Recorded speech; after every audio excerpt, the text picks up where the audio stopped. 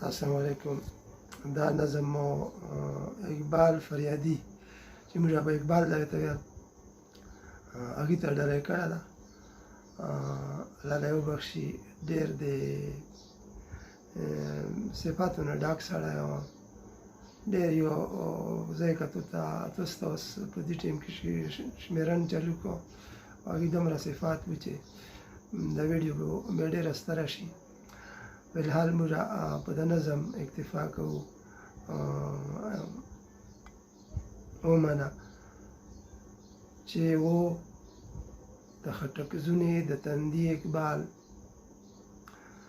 ومنه چې و د خټک زونې د تندي اقبال،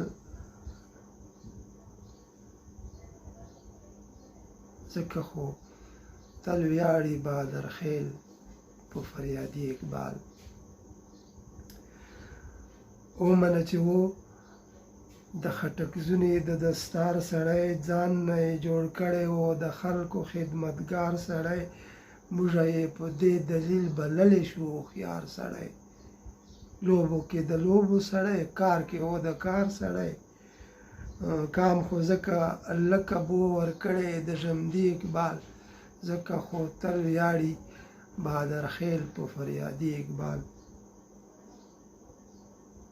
ومنه اقبال د و د ډېر بلند اقبال خاوند،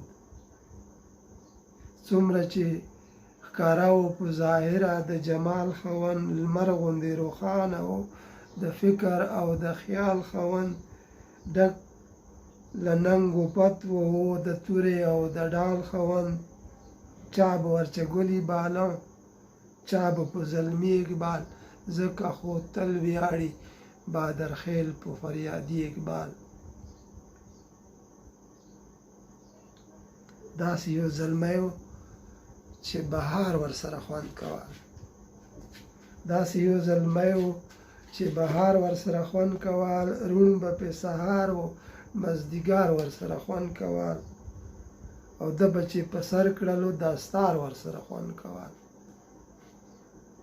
ومنه طاهره چې وقار ورسره خوند کول، لپه کړئ لاسونه چې الله ده وبخښي اقبال، ځکه خو تل ویاړي بادرخیل په فریادي اقبال. غشي که کونی که ولیبال و دای به مشر و، غشي که کونی که ولیبال و دای به مشر و، ښکار به و کلو او که غبال و دای به مشر و، جوړه ننواتې که مغال و دای به مشر و، هر چرته به ژڼو کې اوال و دای به مشر و، ځکه خو طاهر په غزلتورو کې ستایي اقبال، ځکه خو تل ویاړي بادرخیل په فریادي اقبال. اقبال ته سلام.